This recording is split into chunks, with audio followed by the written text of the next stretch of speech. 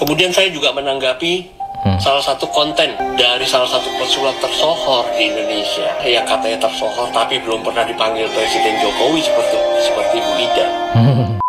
Jangan sedikit-dikit orang viral bisa menyembuhkan orang kemudian dikatakan itu dukun. Itu penipuan, Bu. Itu pembohongan publik. Ya, semoga jangan berarti ada ya lagi di era sekarang. Sekarang fokus ke ahli patah tulang aja. betul ya. Saya dukung juga. Picik pikiran Anda seperti itu, dangkal pikiran Anda. Ingat, ilmu adat tidak bisa dilogikakan, ilmu leluhur tidak bisa dilogikakan. Jangan sampai itu dikatakan ilmu adat, nanti adat jadi tercoreng. Ya, kalau ilmu trik. Bismillahirrahmanirrahim. Akhir-akhir ini ada beberapa fenomena, yaitu fenomena viralnya Ibu Ida Dayak, di mana kemarin saya juga telah membahasnya, di mana memang beliau itu bukan orang yang sakti, bukan orang yang mengaku sebagai dukun-dukun seperti siapa namanya, seperti Samsudin dan kawan-kawan. No. Tetapi di sini yang ingin saya bahas adalah di mana ada salah satu video yang dibuat oleh orang suku Dayak juga menanggapi pesulap merah yang katanya pesulap merah membongkar trik perdukunan dari si Ibu Ida Dayak ini. Saya hanya melihat beberapa video yang terbaru dari Ibu Ida Dayak ya. Jadi sebelumnya saya tidak tahu kalau Ibu Ida Dayak itu pernah berpraktek atau melakukan praktek-praktek perdukunan. Dan itu pernah dibongkar katanya oleh Marcel Ladival. Dan coba saya ingin mereaction seperti apa pembongkaran yang dilakukan oleh Marcel Ladival terhadap praktek perdukunan yang dilakukan oleh Ibu Ida Dayak. Dan ini juga memancing emosi dari beberapa orang Dayak lainnya. Sehingga membuat pernyataan tegas kepada Marcel Ladival. Kalau ingin membuat satu video atau ingin menanggapi atau ingin menyatakan ilmu yang dilakukan Ibu Ida Dayak itu suatu perdukunan, pikirkan kembali. Dan teman-teman, kenapa di sini saya ingin membahas tentang Ibu Ida Dayak? Karena banyak sekali orang yang beranggapan di luar sana kalau apa yang dilakukan Ibu Ida Dayak ini adalah suatu karomah. Dan saya ingin menepis perihal atau pemikiran seperti itu. Tidak ada karomah-karomahan. Itu hanya ilmu patah tulang biasa yang dimana banyak orang mempraktekannya, banyak juga orang yang memiliki ilmunya. Ibu Ida Dayak adalah salah satunya. Jadi bukan karena minyaknya telah diisi hodam atau ini itu dan lain sebagainya. No, itu hanya suatu ilmu patah tulang. Oke, coba kita langsung reaction seperti apa pernyataan dari warga Dayak ini. Hormati, hargai. Iya. Hidup beradat, bertetangga beradat, berteman beradat, menikah beradat, bahkan mati pun kita beradat. Adat.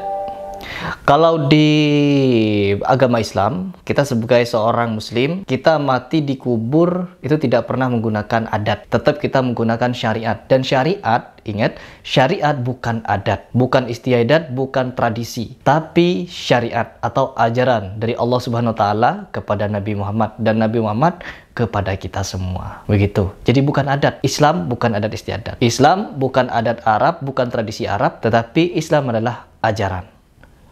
Lanjut. Kemudian saya juga menanggapi salah satu konten dari salah satu pesulap tersohor di Indonesia. Ya, yang katanya tersohor tapi belum pernah dipanggil Presiden Jokowi seperti Bu Ida.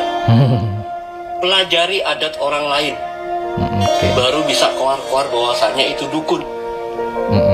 Ya, tidak semua dari kami yang dari pedalaman itu dukun. Siap.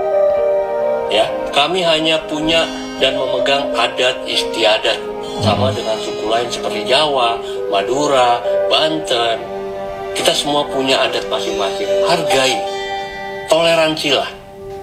Jangan sedikit-dikit orang viral bisa menyembuhkan orang kemudian dikatakan itu dukun.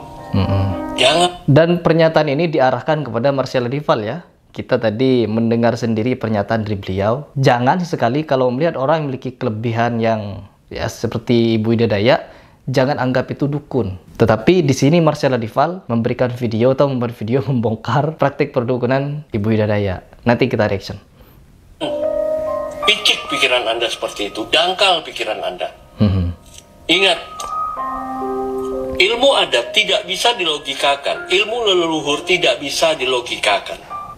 Ilmu adat dan ilmu leluhur itu tidak bisa dilogikakan. Kalau saya tidak pernah menganggap adat ini, terus leluhur ini, terus orang dari sini, bagaimanapun itu, saya tetap berpedoman kepada rahmatan lil alamin, yaitu kepada Islam yang benar nyata-nyata itu diturunkan oleh Allah Subhanahu wa taala terhadap Nabi Agung Baginda Muhammad sallallahu alaihi wasallam. Apapun yang Nabi Muhammad ajarkan, apapun yang beliau tuntunkan pada kita, itulah yang terbaik. Di dalam Islam kita tidak pernah mengenal ilmu-ilmu kedikdayaan, mengamalkan amalan ini untuk mendapatkan ilmu ini, untuk mendapatkan kedikdayaan itu harus begini caranya. No, Nabi Muhammad tidak pernah mengajarkan itu. Yang Nabi Muhammad ajarkan adalah yaitu tunduk dan patuh, bertakwa kepada syariat Allah, itu kepada agama Islam. Kita di sini berbicara tentang konteks kehidupan, ya, konteks kehidupan, di mana tadi beliau menyatakan jangan pernah melogikakan ilmu adat istiadat. Saya juga tidak ingin melangkahi adat istiadat yang ada di Kalimantan sana atau di adat Dayak sana. No, tapi di sini saya hanya menanggapi sebagai seorang muslim saja, tanpa ingin merendahkan. Apapun kepercayaan kalian, suku Dayak, silahkan jalani. Tapi ini adalah argumen dari saya sebagai seorang muslim. Adat istiadat bagi kami itu harus di bawah syariat. Apapun adat istiadat yang bertentangan dengan syariat, maka itu harus kita tinggalkan. Tetapi kalau ilmu pijit yang dilakukan atau ilmu peta tulang yang dilakukan oleh Ibu Ida Dayak, itu top, itu bagus. Menolong umat, membantu umat, itu bagus. Lanjut.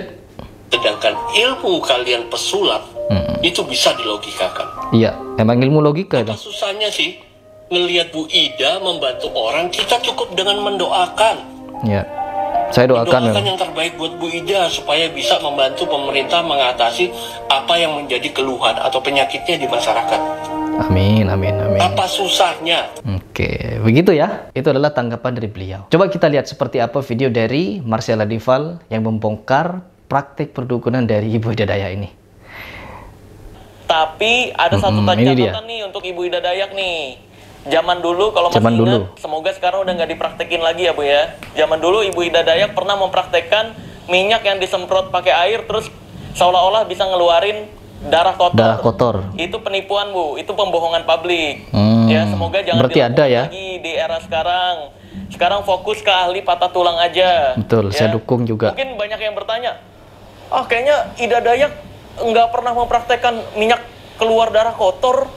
Buktinya mana Ida Dayak mempraktekkan mengeluarkan darah kotor pakai minyak? Tenang aja. Ilmu merah nggak asal fitnah atau asal ngomong doang. Selalu ada buktinya. Siap. Kita tampilin. Gue nyari versi full video yang zaman dulunya udah nggak ada, sulit banget. Ini ada beberapa orang yang merangkum nih. Praktek Ida Dayak dulu waktu masih mainin trik-trik sulap. Ya. Pernah ini nih, di video ini Ida memainkan trik itu kembali dan saya kali ini akan membongkarnya dengan pembuktian video percakapan Ibu Ida dengan timnya waktu merencanakan akan menggunakan trik keluarin darah dari kulit pasiennya. Oke. Jadi memang pernah ya. Kasih minyak, disemprotin pakai air. Ini dari channel orang ya yang merangkum. Gue nyari video ininya nih, udah sulit karena harusnya sih sekarang udah nggak dipraktekin lagi sama Ibu Ida ya. Gue berharap jangan dipraktekin lagi ya Bu ya. Iya, jangan. Gue grebek nanti kalau masih mau praktekan. Kalau belakangan ini sih ke ahli patah tulangnya sih. Iya. Tuh dioles-olesin, keluar darah kotor tuh ya kan di kakinya. Darah kotor. Bener. Lalu berdoa dia. Ya semoga udah tobat ya Ibu Ida ya. Amin. Ya, ada buktinya ya. Ibu Ida pernah mempraktekkan pakai minyak diolesin, disemprotin air, terus keluar darah kotor katanya. Padahal bukan darah kotor. Jadi ini yang dibongkar oleh Marcella Dival, yaitu bagaimana cara Ibu Ida Dayak mengeluarkan darah kotor dengan minyak. Itu trik dukun katanya. Coba kita lanjut dulu. Tapi minyaknya yang berubah warna. Nah, mungkin kalau gue ngomong kayak gini, buktinya mana berubah warna doang. Ini udah pernah gue bongkar, ya udah deh. Daripada nanti dibilang ngomong doang, nih gue kasih bukti. Oke, nih minyaknya. Itu minyaknya itu. Cuma minyaknya di sini gue nggak diwarnain ya. Kalau yang tadi Ibu Ida pakai diwarnain warna merah. Gue juga nggak tahu warnainnya pakai pewarna makanan atau pewarna baju. Nggak diwarnain, terus dicampurin bubuk kimia. Gue nggak bisa ngasih tahu, bahaya. Nanti takutnya ada yang membuat ini juga terus menggunakan ini dengan kostum agama, ngaku-ngaku gus, jadi dukun ngaku-ngaku nanti. Kiai, ngaku-ngaku ustadz, ngaku-ngaku romo, waduh, bahaya. Nanti banyak lagi orang-orang Orang-orang sakti. Pembunuhan yang ketipu lagi. Nih, gue buka. Nah, sih, terus tinggal diolesin. Diolesin ke sini. Oke.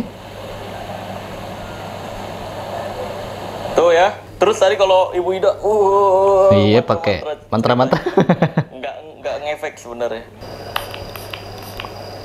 Nah, kalau udah semprotin gini, tinggal gini-giniin. Nih, tuh mulai. Oh iya. Darah kotor. Darah kotor. Oh gitu triknya ya. Tuh ya.